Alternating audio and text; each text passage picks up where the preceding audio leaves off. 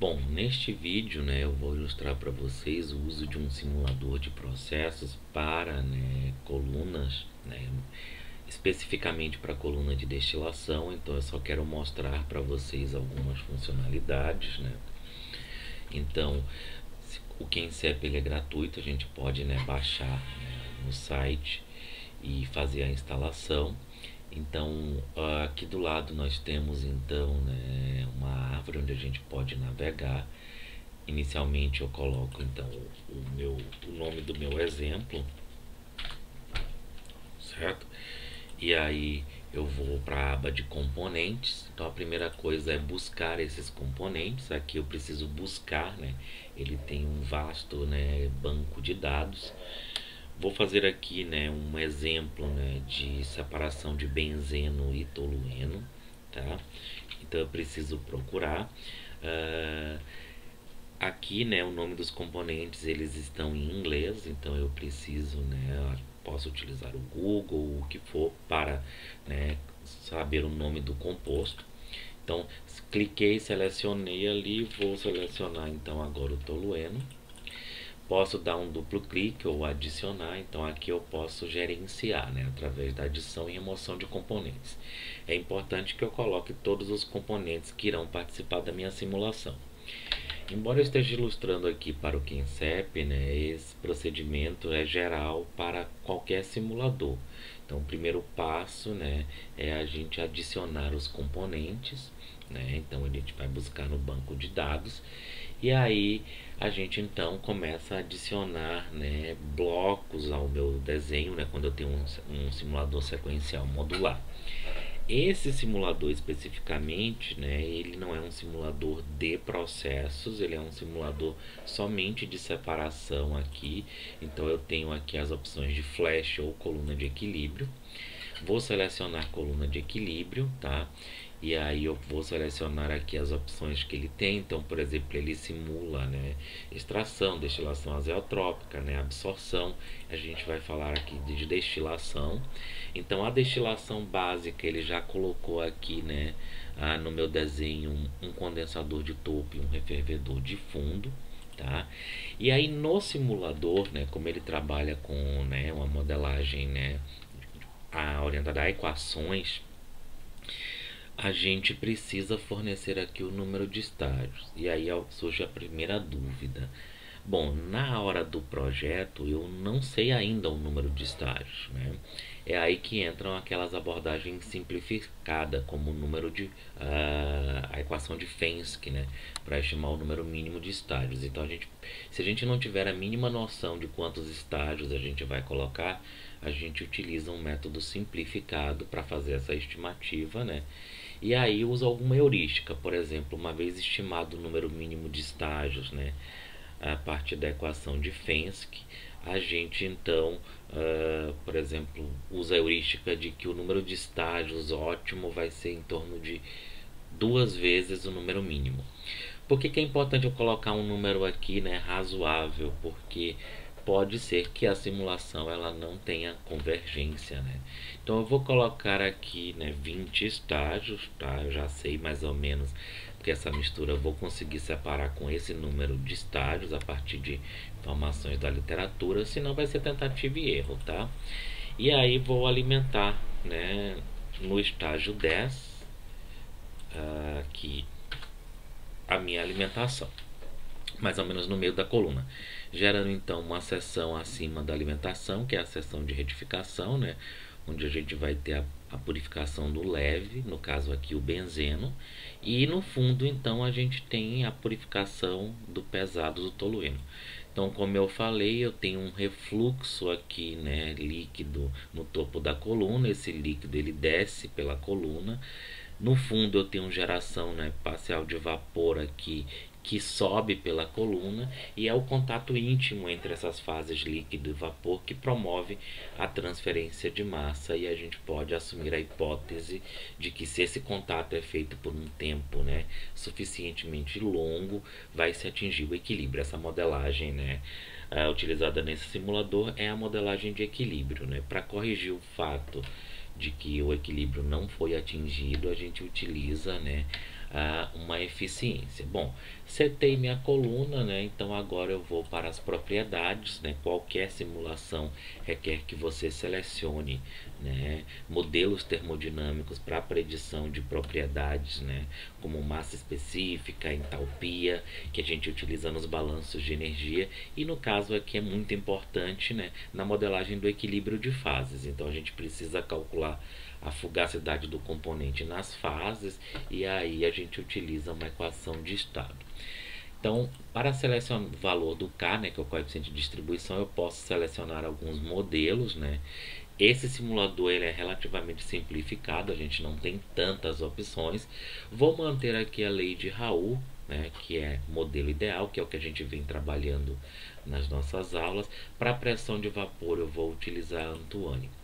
Qualquer dúvida a respeito de nomenclatura ali, a gente precisaria recorrer ao manual, né, desse simulador, né, para saber que modelo é esse, caso ele não seja um modelo tão conhecido assim. Para entalpia aqui eu vou utilizar a ideal, beleza. Observe que à medida que eu vou preenchendo as informações, ele vai dando um check aqui, né, esse símbolozinho em verde, para indicar que ok, eu forneci informações suficientes e posso, né, partir para a próxima etapa. Então eu preciso especificar aqui as vazões, né, posso escolher aqui base mássica ou molar, e aí eu vou então, né, aqui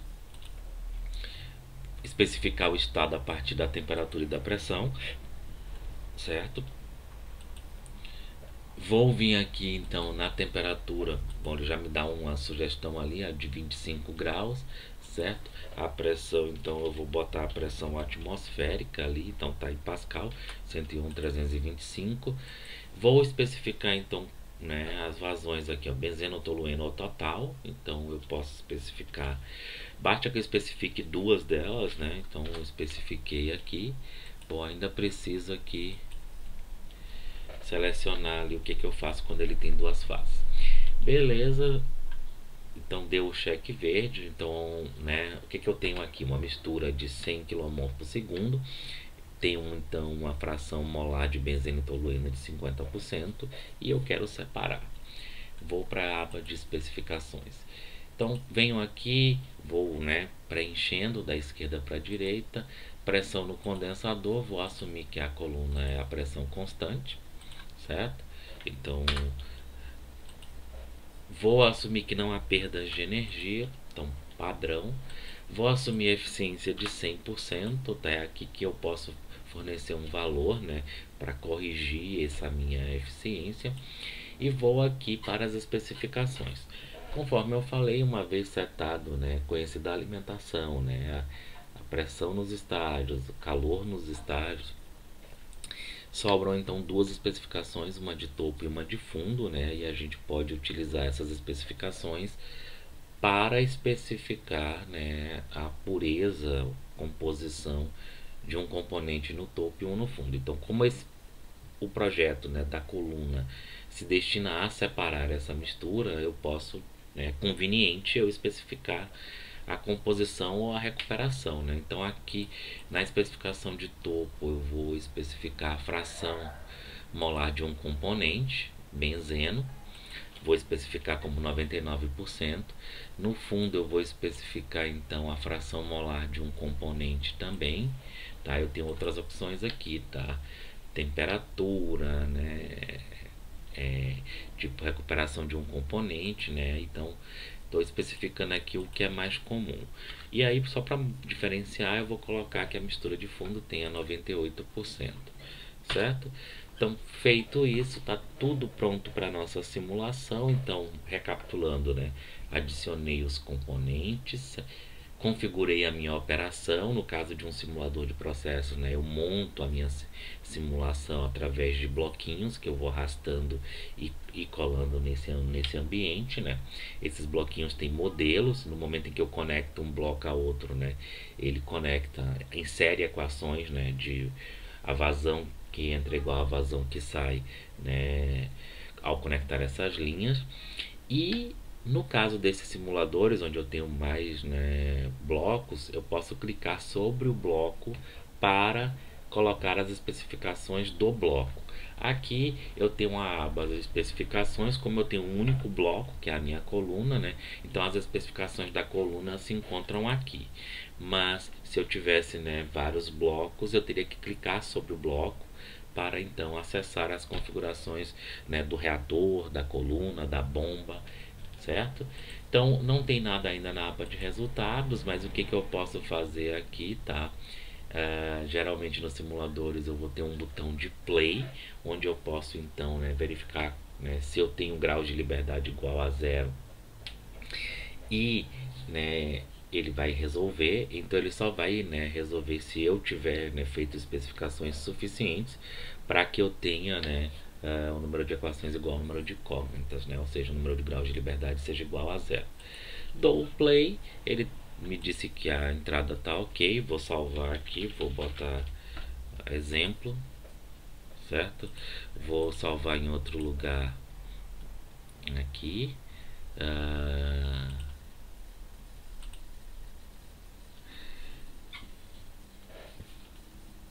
Então ele está rodando, né? Observe que ele não convergiu inicialmente, então eu vou cancelar aqui, tá? Vou vir aqui lá na operação. Deixa eu aumentar aqui o número de estágios, tá? Vou botar 30 estágios.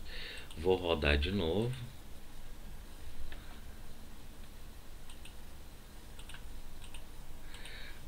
Eu acho que nas especificações aqui, né? Deixa eu ver aqui. Nas especificações, provavelmente, né, eu coloquei benzeno. Não tem como eu fazer essa especificação, então foi até bom que isso tenha acontecido, né? Eu especifiquei que eu tenho 99% de benzeno no topo e 98% no fundo. Obviamente que tem que ser tolueno. Por isso, né, o simulador estava com dificuldade de convergir. Então, assim, né, a gente tem que fazer especificações que sejam condizentes, né, razoáveis. Agora sim, né, eu vou rodar aqui. E agora sim ele convergiu, tá? Então, assim, havia um erro nas especificações. Aí, né, eu vou passar bem rápido para o vídeo não ficar bem longo, mas a gente tem aqui algumas as informações de resultados, né? Vou aqui botar balanço de massa e de energia, então ele me diz quanto que eu estou gastando no condensador, quanto que eu estou gastando no refervedor, tá? Aqui tá em watts, tá? E aí ele está fechando o balanço, então o que está saindo pelo topo, o que está saindo pelo fundo, aqui ele apresentou em massa. Posso fazer alguns gráficos, então aqui a gente olha, por exemplo, um gráfico de composição, né, do benzeno do tolueno ao longo dos estágios. Então aqui tá, se a gente voltar aqui na operação, ó, o estágio 1 é o topo e o estágio 20 é o fundo, então vou voltar nos resultados aqui no gráfico. Então aqui observe que à medida que eu vou subindo na coluna, né, o que vai acontecendo, o tolueno, né, a corrente vai ficando cada vez mais pobre em tolueno e a corrente vai ficando cada vez mais rica em benzeno. Então aqui, observe que ocorre então a separação aqui, tá? Observe a composição de topo e fundo. Então obviamente que a coluna ela tem que ter, né, tamanho suficiente para que eu atinja a especificação. Isso pode ser conseguido, né, mexendo na razão de refluxo, tá? E impacta numa quantidade de energia ali. Aqui ele apresenta, né, o gráfico onde eu tenho o método de McCabe-Thiele, um método que vocês aprendem nos cursos de operações unitárias, né, que se destina a misturas binárias. É um método gráfico, né, onde a gente cria então essas linhas azuis de operação com base no balanço material da coluna. A linha verde é a linha de equilíbrio e essa escadinha aqui, cada vez que essa linha vermelha, né, esse degrau toca na linha de equilíbrio, corresponde a um estágio. Aqui eu tenho uma linha de alimentação, então não é o meu foco aqui explicar o método de McCabe-Thiele, tá? porque a gente está utilizando aqui um método rigoroso de simulação, mas ele apresenta, né, para esse caso aqui que eu tenho uma mistura binária. E ele tem aqui também, ó, algumas informações do método Fenske, Underwood e Gilliland, que é o que a gente está utilizando, porque ele pode ser utilizado para uma estimativa preliminar de misturas multicomponentes. Então ele me dá aqui a volatilidade relativa ao número mínimo de estágios, né? Então o que, que a gente observa aqui, tá? Que o número mínimo de estágios aqui, tá, é de 6,5. Então se eu colocar um número de estágios menor do que esse, eu não vou convergir, não vou encontrar uma razão de refluxo, né, que eu consiga atender esse número de estágios. Tá? Então a gente, né, vocês podem explorar, baixar esse aplicativo, fazer, né, essa simulação. Então eu vou salvar esse exemplo, né, dentro do material da disciplina. Então vocês podem baixar, mas o interessante é que vocês tentem do zero fazer a simulação. Só quero mostrar um aspecto aqui. O que a gente pode observar é o calor no reboiler é de 5, né? É de 5.000 ali, né? 5 vezes 10 na 9, tá? No topo. Então o que, que vai acontecer aqui? Eu usei 30 estágios, então o que, que eu vou fazer, né? Vou então diminuir o número de estágios. Então vou vir aqui na operação e vou diminuir. Opa, aqui tá, são 20 estágios na verdade, né? Então eu vou vir aqui com 20, vou botar aqui 12 estágios, alimentando, né, no 6, e vou rodar de novo. Então agora se eu olhar aqui, observe o que, que aconteceu, que era 5 vezes 10 na 9, agora é 1,3, né, vezes 10 na 10. Então assim, o que, que aconteceu no que eu diminuí o número de estágios? Aumentou o consumo de energia no refervedor. Se a gente tivesse observado, a gente também ia perceber esse comportamento no condensador. Então observe, a gente está tendo a mesma separação, tá? Só que com uma coluna que gasta mais energia, mas menor. Qual é a melhor, certo?